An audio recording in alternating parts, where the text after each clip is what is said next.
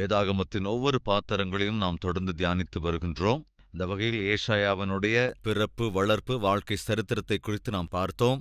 அதைத் தொடர்ந்து நாம் பார்க்கக்கூடிய புத்தகம் எரேமியாவின் புத்தகம். எனவே எரேமியாவின் வாழ்க்கையை குறித்து இன்று உங்களோடு பகிர்ந்து கொள்ள வேண்டும் என்று நான் விரும்புகிறேன். எரேமியாவினுடைய பிறப்பு, எரேமியா பிறந்த ஊர், எரேமியாவுக்கான அழைப்பு, அவனுடைய ஊழியம், தீர்க்க தரிசனம், பிரதிபலன் ஆகிய வெளியேறப்பெற்ற விஷயங்களை உங்களோடு நான் பகிர்ந்து கொள்ள முற்படுகின்றேன். எரேமியாவினுடைய பிறப்பு, எரேமியாவினுடைய ஊர், எரேமியாவுக்கான அழைப்பு, எரேமியாவினுடைய ஊழியங்கள், தீர்க்க தரிசனங்கள், பிரதிபலன்கள் இவைகளை இன்று நாம் தியானிக்கவிருக்கின்றோம். முதலாவது, எரேமியாவின் பிறப்பை குறித்த காரியங்கள் என்ன என்பதை பார்த்துவிடலாம். வேதத்தை எடுத்துக்கொள்ளுங்கள். எரேமியாவின் புத்தகம் 1வது அதிகாரம் 1வது வசனம். பென்யமீன் தேசத்தில் உள்ள ஆனதோத் ஊரிலிருந்த ஆசாரியர்களில் ஒருவனாகிய இல்க்கியாவின் குமாரன் எரேமியாவின் வசனங்கள். இந்த புத்தகத்தை எழுதியது எரேமியா. முதலாவது அவனுடைய பிறப்பை குறித்த காரியங்களை நாம் பார்க்கலாம். கிளியராகவே இங்கே எழுதப்பட்டிருக்கிறது. அதாவது எரேமியா இல்க்கியா என்ற பெயரையுடைய ஒரு ஆசாரியனுடைய குமாரன். ஆசாரியனுக்கு குமாரனாக தேவன் எரேமியாவை அருளினார். இதில் ஒரு முக்கியமான விஷயம், அவன் ஒரு ஆசாரியனுக்கு பிறந்தவன். உங்களுக்கு நினைவிருக்கிறதா? யோசியாவை குறித்து நாம் பார்த்தோம். யோசியா 8வது வயதிலே யூத ராஜ்யத்தை ஆளுகை செய்வதற்கு ஆரம்பித்தான். அடுத்தது 16வது வயதிலே தேசம் முழுவதையும் கூட பரிசுத்தப்படுத்த வேண்டும் என்ற ஒரு தீர்மானத்தை எடுத்தான். 20வது வயதிலே தேவ வார்த்தையின் அடிப்படையிலே தன் ராஜ்யத்தை கட்ட வேண்டும், வழிநடத்த வேண்டும் என்று ஆசைப்பட்டான். தேவனுடைய ஆலயத்தை சரி செய்தபோது முதலாவது எருசலேம் மொத்தத்தையும் அவன் சரி செய்தான். பரிசுத்த குலைச்சலாகியிருந்த எருசலேம் மொத்தத்தையுமே கூட பரிசுத்தப்படுத்தினான். எருசலேம் பட்டணத்தில் எங்குமே பரிசுத்த குலைச்சலுக்கு இடமில்லாதபடி அவன் செய்தான். எருசலேம் தேவனுடைய வீடு இருக்கிற பட்டணம். எருசலேம் தேவனுடைய சந்நிதிக்கு அடையாளம். தேவனுடைய ஆலயம் இருந்த பட்டணம். அந்த தேவனுடைய ஆலயத்தை, தேவனுடைய ஆலயம் இருந்த பட்டணத்தை அவன் முழுமையாக தூய்மைப்படுத்தினான், பரிசுத்தமாக்கினான். இந்த சரீரமும் தேவனுடைய ஆலயம்தான். இந்த ஆலயத்தை நாம் பரிசுத்தமாக, ஜாக்கிரதையாக பாதுகாத்துக் கொள்ள வேண்டும் என்பதுதான் தேவனுடைய விருப்பம். வாலிப பிராயத்திலே இந்த சரீரத்தை ஜாக்கிரதையாய் காத்துக்கொள்வது இந்த அநேகருக்கு மிகப்பெரிய சவாலாக இருந்து கொண்டிருக்கிறது. சில பேர் வாலிபர்கள் ஒரு கட்டத்தில் என்ன நினைக்கிறாங்க, ஐயோ என்னால முடியவே முடியாது, இந்த வாலிப பிராயத்தில் பரிசுத்தமா வாழ்வது, சரீரத்தை பரிசுத்தமாய் காத்துக்கொள்வது, பார்வையை பரிசுத்தமாய் காத்துக்கொள்வது, சிந்தையை பரிசுத்தமாய் காத்துக்கொள்வது என்பது என்னால் முடியாத விஷயம் என்று சொல்லுவதை பார்க்கிறோம். தயவு செஞ்சு கவனிக்கணும். யோசியா அவனுடைய 16 வயதிலேயே தன் வாலிபத்தை காத்து கொண்டிருந்தான். 20 வயது வாலிப பிராயத்துல தன் சரீரத்தை மிக பரிசுத்தமாய் அவன் காத்து கொண்டான். அப்படி பரிசுத்த வேதாகமத்துல யார் யாரெல்லாம் வாலிப பிராயத்தில் தங்கள் சரீரத்தை காத்து கொண்டார்கள் அவர்கள் எல்லோருமே ஒப்பற்ற தலைவர்களாக தயாரானார்கள். தம்பியே, தங்கையே, நீங்கள் உங்கள் வாழ்க்கையிலே தேவனுடைய கரத்தினால் கனமுள்ள பாண்டங்களாய் பயன்படுத்தப்பட வேண்டும் என்று விரும்புகிறீர்களா? என்றால் உங்கள் வாலிப பிராயத்தை பரிசுத்தமாக காத்துக் கொள்ளுங்கள். உங்கள் சரீரத்தை பரிசுத்தமாய் காத்துக் கொள்ளுங்கள். என் வாலிப பிராயத்திலே நான் என் வாழ்க்கையிலே ஒரு தீர்மானம் எடுத்தேன். அது என்னவென்றால், என் கண்களை பரிசுத்த குலைச்சலாக்க கூடாது என்று. அது மாத்திரமல்ல, என் வாலிப பிராயத்தில் இன்னொரு முக்கியமான தீர்மானம் எடுத்தேன். அதாவது, என்னுடைய சரீரத்தை யாருக்கும், எந்த ஒரு ஸ்திரீக்கும் விட்டுக் கொடுத்து விடக்கூடாது என்று வாலிப பிராயத்திலே நான் தீர்மானம் எடுத்து விட்டேன்.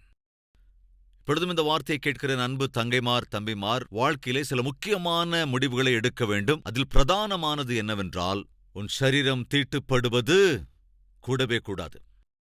உன் சரீரம் தீட்டுப்படாமல், பரிசுத்த குலைச்சலுக்கு ஆளாகாமல் உன்னால் காப்பாற்ற முடிந்தால், உன் சரீரம் தேவனுடைய வாசஸ்தலம் என்பதால் அந்த சரீரத்தை நீ பரிசுத்தமாய் காத்துக்கொண்டால் உன் வாழ்க்கை மிக நன்றாக இருக்கும். யோசேப்பை பார்க்கிறோம், தன்னுடைய தேகத்தை காத்துக்கொண்டான், தன் சரீரத்தை காத்துக்கொண்டான், தன்னுடைய கேரக்டரையும் நன்றாய் காத்துக்கொண்டான். தாவீதை பாருங்க, அவனுடைய வாலிப பிராயத்திலே பயபக்தியோடு கூட வாழ்ந்தான். தானியேலை கவனித்தான், அவனுடைய வாலிப பிராயத்திலே நான் என் சரீரத்தை தீட்டுப்படுத்திக் கொள்ள மாட்டேன் என்று தீர்மானம் எடுத்து விட்டான். திட்டவட்டமாய் வாலிப பிராயத்திலே உன்னுடைய சரீரத்தை பத்திரமாய் பாதுகாத்துக் கொள்வதற்கு தேவனுடைய கிருபையை பெற்றுக்கொண்டு திட்டவட்டமான தீர்மானங்களை நீ எடுப்பாய் என்றால், கவனி, தேவனுக்கு ஒரு வாய்ப்பு தருகிறாய். அவர் உன்னை ஒரு பலமான பாண்டமாய் பயன்படுத்துவதற்கு. யோசியா தன் வாலிப பிராயத்திலே தன்னுடைய வாழ்க்கையை தேவனுக்கு அர்ப்பணித்து விட்டான்.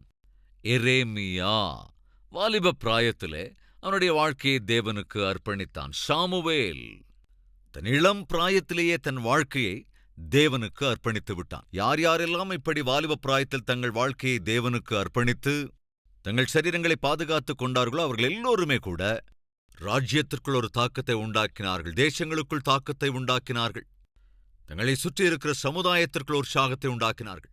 இந்த அநேகருடைய குடும்பங்களிலே கணவன் மனைவிக்குள் ஒரு தாக்கத்தை உண்டாக்க முடியவில்லை, அதேபோல மனைவியால் கணவனுக்குள் ஒரு தாக்கத்தை உண்டாக்க முடிவதில்லை, பெற்றோர்களால் பிள்ளைகளுக்குள் ஒரு தாக்கத்தை உண்டாக்க முடிவதில்லை. காரணம் என்னவென்றால் பரிசுத்தமின்மைதான். கணவருக்குள் பரிசுத்தமில்லை, எல்லாமே பாவ காரியங்கள்தான். மனைவிக்குள் பரிசுத்தமில்லை, எல்லாமே பாவ சிந்தைகளும் பாவ கிரியைகளுமாயிருக்கிறது. அதன் விளைவாய் இந்த பேரண்ட்ஸ் யாரெல்லாம் பரிசுத்தமாய் வாழாமல் இருக்கின்றார்களோ அவர்களால் பிள்ளைகளை பரிசுத்தமாய் வளர்க்க முடிவதில்லை. ஏனென்றால் புரிந்து கொள்ள வேண்டும், தகப்பன் செய்கிற எதை பிள்ளை பார்க்கிறானோ அப்ப அந்த குமாரனும் அதையேதான் செய்வான். எனவே உன் வாழ்க்கையிலே உங்கள் பிள்ளைகள் என்னவாக வரவேண்டும் என்று ஆசைப்படுகிறாயோ அதை நீ உன் வாழ்க்கையில் காண்பிக்க வேண்டும். பிள்ளைகள் ஜெபம் செய்கிறவர்களா இருக்க வேண்டும் என்றால் நீ ஜெபிக்கிறவனா இருக்க வேண்டும். பிள்ளைகள் பரிசுத்தமாய் வாழ வேண்டும் என்று ஆசைப்பட்டால் நீ பரிசுத்தமாக வாழ வேண்டும்.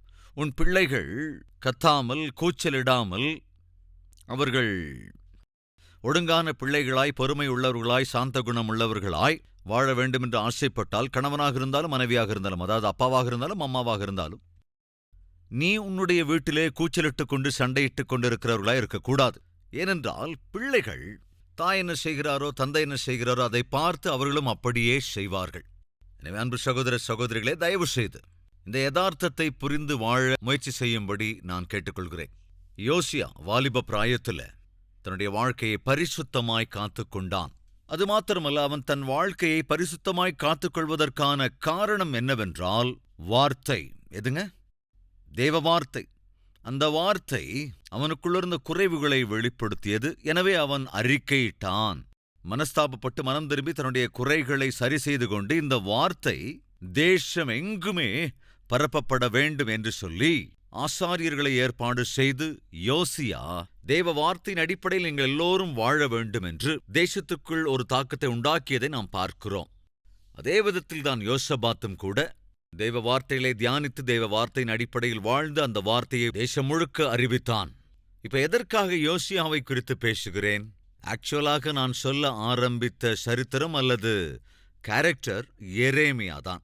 அப்ப எதற்காக நான் யோசியாவை குறித்து பேசுகிறேன் என்றால், பேச வேண்டிய அவசியம் எதற்கு ஏற்பட்டது என்பதை தெரிந்து கொள்ள ஒரு விஷயம். 2 நாளாகமத்துக்குள்ள போயிட்டு வந்துடலாம் வாங்க. 2 நாளாகமத்தின் புஸ்தகம் 34வது அதிகாரம் 14வது வசனத்தை வாசிக்கிறேன். கர்த்தருடைய ஆலயத்துக்கு கொண்டு வரப்பட்ட பணத்தை அவர்கள் எடுக்கிறபோது மோசேயைக் கொண்டு கட்டளையிடப்பட்ட கர்த்தருடைய நியாயப்பிரமாண புத்தகத்தை ஆசாரியனாகிய இல்க்கியா கண்டெடுத்தான். இல்க்கியா என்ற பெயருடைய ஒரு ஆசாரியன் ஆலயத்திலே பணி செய்தபோது, ஊழியம் செய்து கொண்டிருந்தபோது, தனக்கு கொடுக்கப்பட்ட வேலைகளை செய்து கொண்டிருந்தபோது அந்த ஆலயத்திலே ஒரு புத்தகத்தை கண்டெடுக்கிறான். அந்த புத்தகத்தை அவன் பார்த்த உடனே வேத பண்டிதர்கள் என்ன சொல்லுகிறார்கள் என்றால், அந்த புத்தகம் அங்கே சொல்லப்பட்டிருக்கிறது நியாயப்பிரமாணம் என்று. நியாயப்பிரமாணமுள்ள புத்தகம் என்றால் அது ஒருவேளை உபாகமம் புத்தகமாக இருக்கலாம் என்று சொல்லி வேத பண்டிதர்களுடைய அபிப்பிராயம் இருக்கிறது. அப்பொழுது இல்க்கியா சம்பிரதியாகிய சாப்பானை நோக்கி, கர்த்தருடைய ஆலயத்திலே நியாயப்பிரமாண புத்தகத்தை கண்டெடுத்தேன் என்று சொல்லி அந்த புத்தகத்தை சாப்பான் கையில் கொடுத்தான். 18ஆம் வசனம். ஆசாரியனாகிய இல்க்கியா என் கையில் ஒரு புஸ்தகத்தை கொடுத்தான் என்பதை சம்பிரதியாகிய சாப்பான் ராஜாவுக்கு அறிவித்து அதை வாசித்தான். ராஜாவுக்கு முன்பாக அதை வாசித்தான். நியாயப்பிரமாணத்தின் வார்த்தைகளை ராஜா கேட்டபோது அவன் என்ன செய்தானாம்? அவன் தன் வஸ்திரங்களை கிழித்துக் கொண்டு நியாயப்பிரமாணத்தை வாசிக்க கேட்டபோது ராஜாவுக்குள் ஒரு பெரிய மனமாற்றம் உண்டாயிற்று. தேவன் வாசைப்படுகிற வாழ்க்கை இது. தேவன் எதிர்பார்க்கிற வாழ்க்கையின் விதம் இது. நான் ஆவிக்குரியவன் என்று நினைத்தேன், பக்திமான் என்று நினைத்தேன். ஆனால் எனக்குள் அநேக குறைகள் உண்டு. நான் மாத்திரமல்ல, என் ராஜ்யம் மொத்தமுமே தேவனுக்கு எதிராக அநேக விஷயங்களிலே வாழ்ந்து கொண்டிருக்கிறோம், நடந்து கொண்டிருக்கிறோம் என்று அவன் தனக்காகவும் தன்னுடைய ராஜ்யத்திற்காகவும் மனஸ்தாபப்பட்டான், கண்ணீர் சிந்தினான், அழுதான்.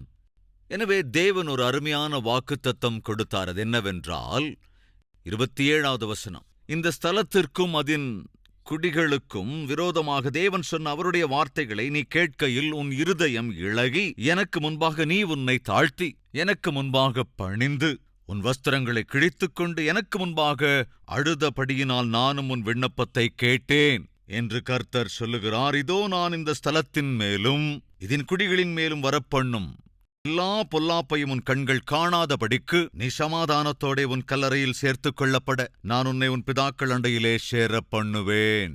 கவனிங்க, தேவ வார்த்தையை கேட்டபோது அந்த வார்த்தையை அவன் கேட்டு தன்னைத்தானே ஏமாற்றிக் கொள்ளாமல் கேட்ட வார்த்தையை அவன் என்ன செய்தான் என்றால் முழுமையாய் அங்கீகரித்தான்.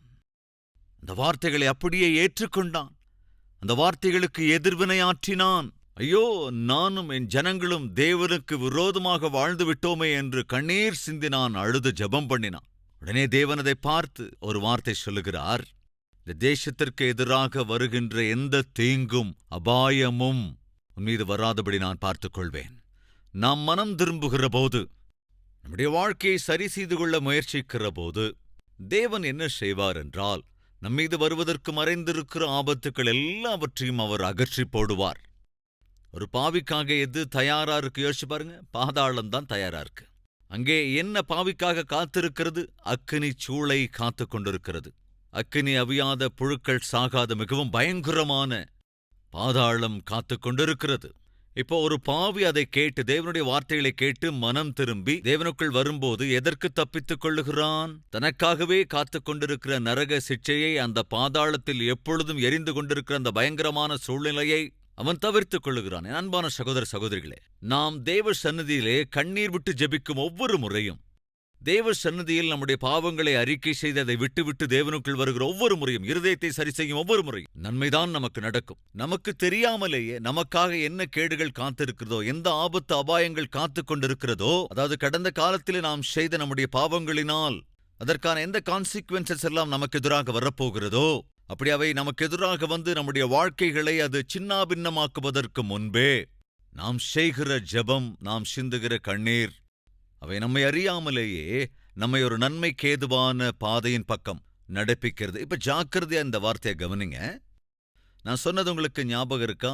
யோசியா என்ற பெயருடைய அந்த அற்புதமான வாலிபன் சிறு வயதிலேயே ஆளுகையை ஆரம்பித்தான். வாலிப பிராயத்தில் தேவனுக்காக நிற்க வேண்டும் என்று நிலை நின்றான். அற்புதமான ஆளுகையை கொடுத்து பிரஜைகளை தேவன் பட்சமாய் திருப்பினான். ஆனால் ஒரு இடத்திலே என்ன நடந்ததென்றால், அனாவசியமாக ஒரு யுத்தத்திற்கு போய் அந்த யுத்தத்திலே மரித்து போனான். இந்த காரியத்தை வாசிக்கிற ஒவ்வொரு முறையும் கட்டாயம் கொஞ்சம் இருதயத்திற்குள்ளே ஒரு வேதனை வரும். இவ்வளவு அற்புதமான ராஜா ஏன் இப்படி அனாவசியமாய் செத்து போனான்? ஆனா ஜாக்கிரதையா பார்த்தோன்னா தேவன் ஒரு வாக்கு பண்ணி இருக்கிறார். என்னவென்று, உன் ஜனங்களுக்கு எதிராக வரப்போகிற சிட்சை உன் கண்ணால் நீ காணாதபடிக்கு உன்னை விட்டு விலக்கி அதனின்று உன்னை தப்புவிப்பேன். வேத பண்டிதர்களின் கருத்து என்னவென்றால், தேவன் வரப்போகிற இந்த பயங்கரத்திலிருந்து யூதா ராஜ்யம் கொண்டு போகப்படவிருக்கிறது.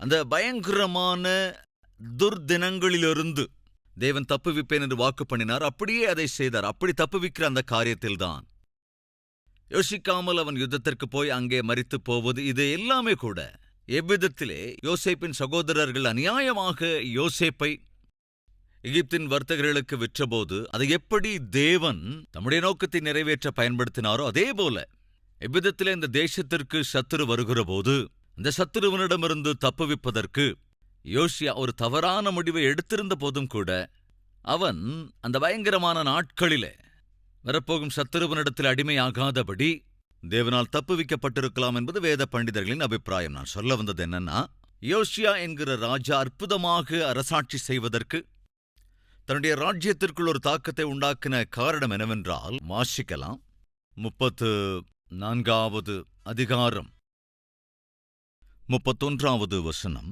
ராஜா தன் ஸ்தானத்திலே நின்று, அந்த புஸ்தகத்தில் எழுதியிருக்கிற உடன்படிக்கையின் வார்த்தைகளின்படியே நான் செய்வதினாலே கர்த்தரை பின்பற்றி நடப்பேன் என்றும், தன் முழு இருதயத்தோடும் தன் முழு ஆத்துமாவோடும் அவருடைய கற்பனைகளையும் அவருடைய சாட்சிகளையும் அவருடைய கட்டளைகளையும் கைக்கொள்ளுவேன் என்றும் கர்த்தருடைய சந்நிதியில் உடன்படிக்கை பண்ணி ஒரு தீர்மானம் எடுத்துக்கொண்டேன், ஒரு முடிவெடுத்திருக்கின்றேன்.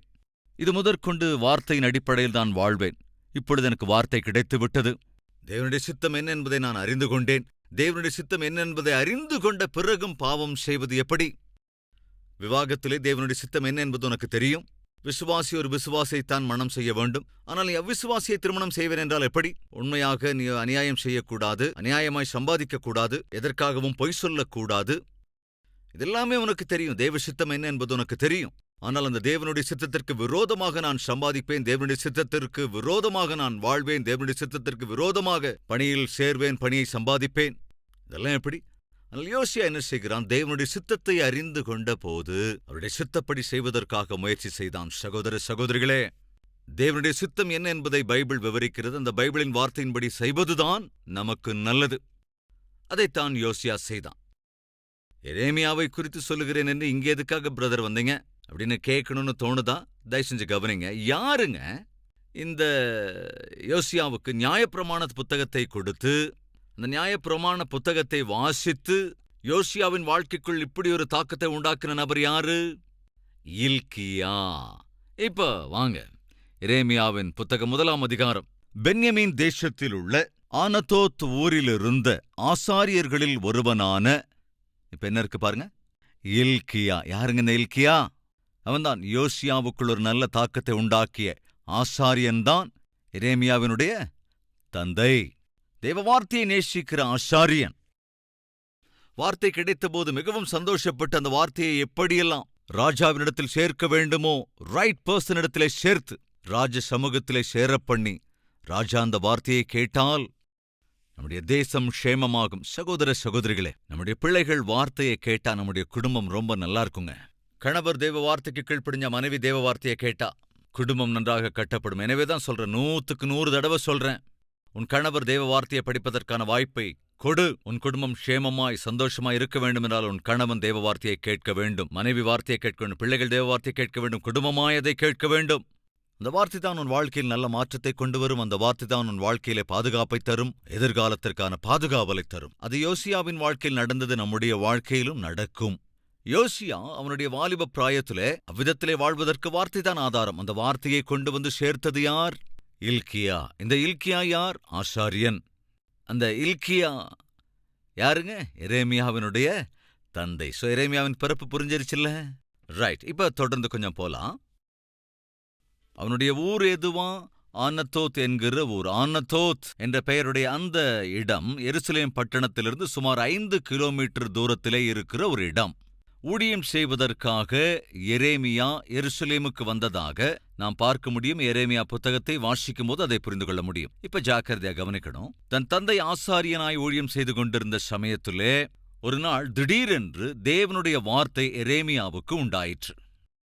கர்த்தருடைய வார்த்தை அவனுக்கு சொல்லிய காரியம் என்ன? வாசிக்கலாம்.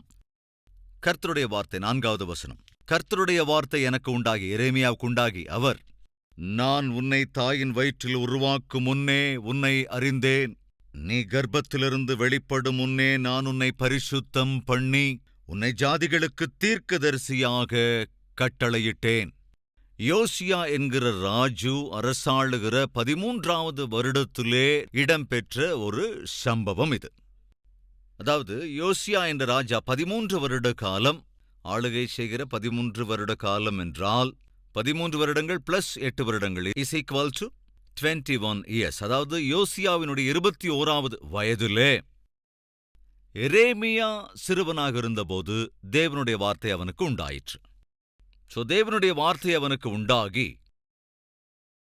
உன்னை உன் தாயின் கர்ப்பத்தில் உருவாக்கும் முன்னே நான் உன்னை அறிந்தேன், நீ உன் தாயின் கர்ப்பத்திலிருந்து வெளிப்படும் முன்னே நான் உன்னை பரிசுத்தம் பண்ணினேன் என்று சொல்கிறார். உன்னை ஜனங்களுக்கு தீர்க்கதரிசியாக கட்டளையிட்டேன் என்று வாக்கு பண்ணுகிறார். என்னுடைய வாழ்க்கையிலே முதலாவதாக நான் வாசித்த வசனம் என்பது இந்த எரேமியாவின் புத்தகம் 1வது அதிகாரத்தின் இந்த 4-5 வசனங்கள் தான். என் வாழ்க்கையை மாற்றியது. என்னுடைய வாழ்க்கையின் பாதை என்ன, என்னுடைய வாழ்க்கையின் இலக்கு என்ன, என் வாழ்க்கையை குறித்ததான தேவனுடைய நோக்கம் என்ன என்பதை தேவன் எனக்கு வெளிப்படுத்தின முதல் வசனம் எரேமியாவின் 1வது அதிகாரம் 4-5 வசனங்கள் தான். என்னுடைய சிறு வயதில், என்னுடைய 12வது வயதில், ஆண்டவரே உம்மால் என்னை மாற்ற முடியுமா, நான் ஒரு பாவி என்று ஜெபித்ததற்கு பிறகு எந்த கட்டிலின் அருகே நான் ஜெபித்துக் கொண்டிருந்தேனோ அங்கே ஒரு பைபிள் இருந்தது. இந்த பைபிள் ஒரு பெரிய புத்தகம் இல்ல, அது அங்க எதுக்கு இருக்குதோ எனக்கு தெரியாது. ஆனா நான் அதை எடுத்து திறந்தபோது, நான் உன்னை தாயின் வயிற்றில் உருவாக்கும் முன்னே உன்னை அறிந்தேன். ஜனங்களுக்காக உன்னை என் தீர்க்கதரிசியாக கட்டளையிட்டேன் என்றார். இந்த வசனம், இந்த வார்த்தை, இது கர்த்தருடைய வாக்கு.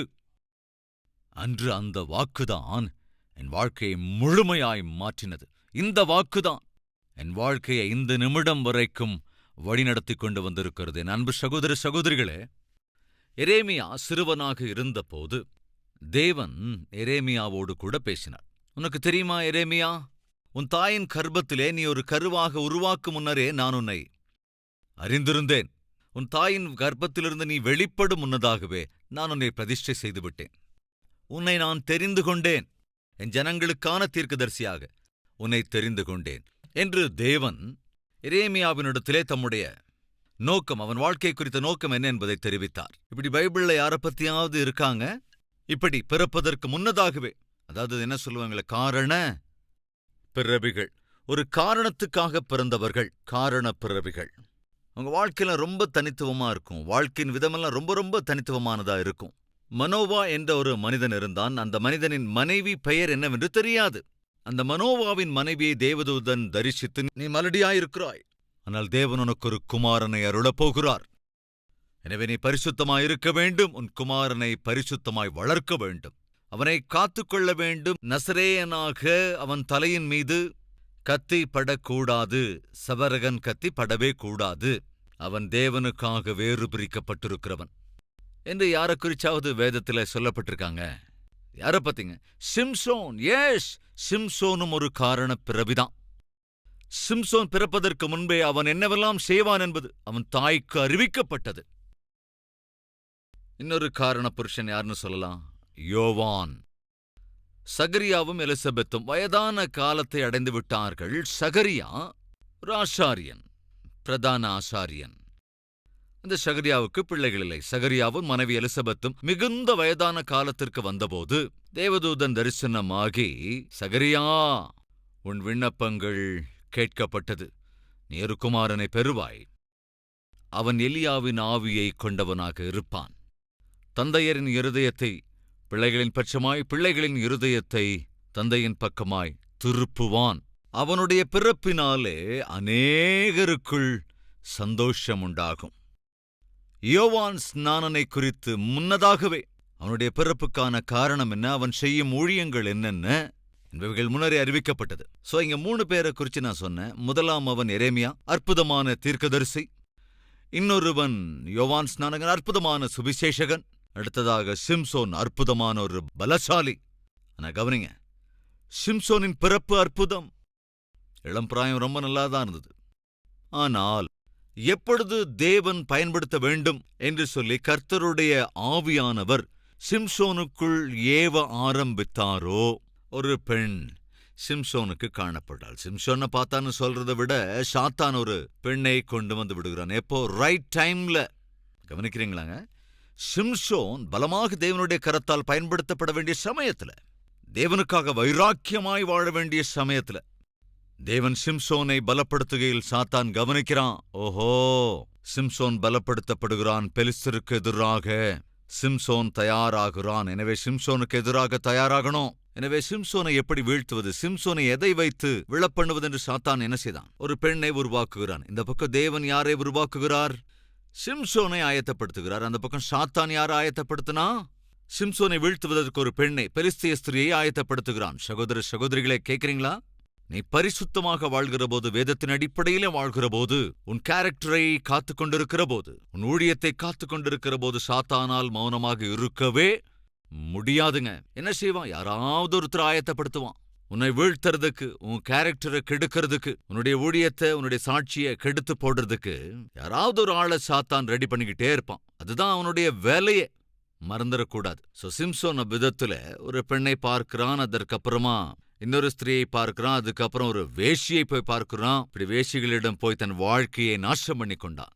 அன்பு சகோதர சகோதரிகளே, தேவனுக்கு நம்மை குறித்த உன்னதமான யோசனைகள் உண்டு. தம்பிமார், தங்கைமார், நீ பிறப்பதற்கு முன்பே தேவன் உன்னை அறிவார். தாயின் கர்ப்பத்திலே நீ உருவாக்கும் முன்பே தேவன் உன்னை அறிந்திருக்கிறார். அவர் உனக்காக, எனக்காக, நம்மெல்லோருக்காக உன்னதமான நோக்கங்களை வைத்திருக்கின்றார். அவருடைய எண்ணம், சிந்தை என்ன என்பதை நாம் உணர்ந்து அவருக்கேற்ற அவர் சித்தத்தின்படி வாழ்கிற வாழ்க்கை வாழ்ந்தால் நம் வாழ்க்கை அநேகருக்கு ஆசீர்வாதகரமாய் மாறும். அப்படி இல்லாவிட்டால் சில நேரங்கள் பெற்ற தாய் தகப்பனுக்கே அவமானகரமாக மாறிவிடும். சமுதாயத்தில் உன்னை பார்க்கிற ஒவ்வொருவரும் உன்னை அருவருக்கிற விதத்தில் ஆகிவிடும் உன் வாழ்க்கை. அது ஒரு காலம் உனக்கு க்ஷேமமல்ல, தேவனுக்கு மகிமை அல்ல. வாருங்கள் ஜெபிக்கலாம்.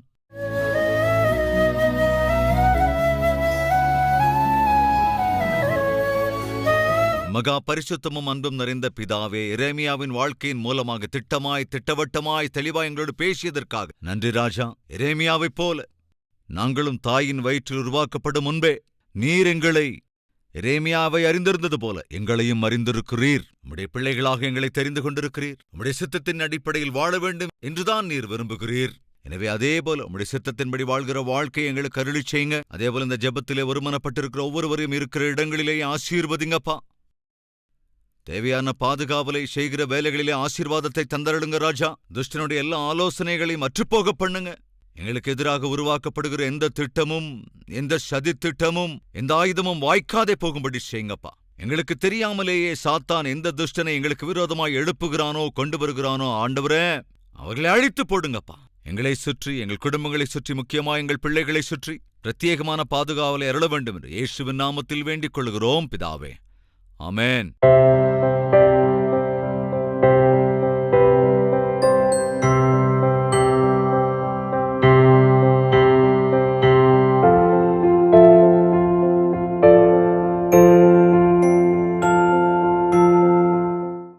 எங்கள் முகவரி: கல்வரி, தபால் பெட்டி எண் 30, குக்கட்பள்ளி, ஹைதராபாத் 72.